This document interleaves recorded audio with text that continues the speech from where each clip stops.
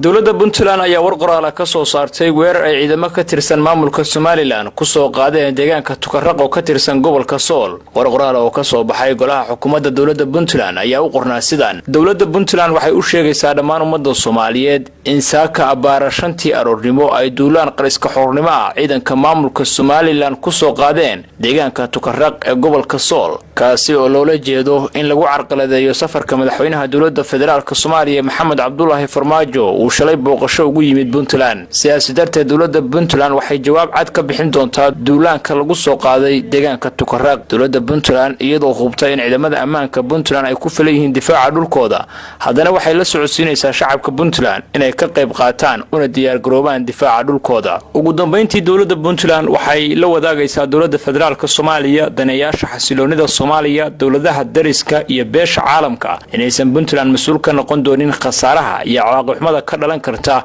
duulaanka lagu soo qaaday dhulkeeda. Cabdi Saaqax Safaarax, Puntland TV, Garowe.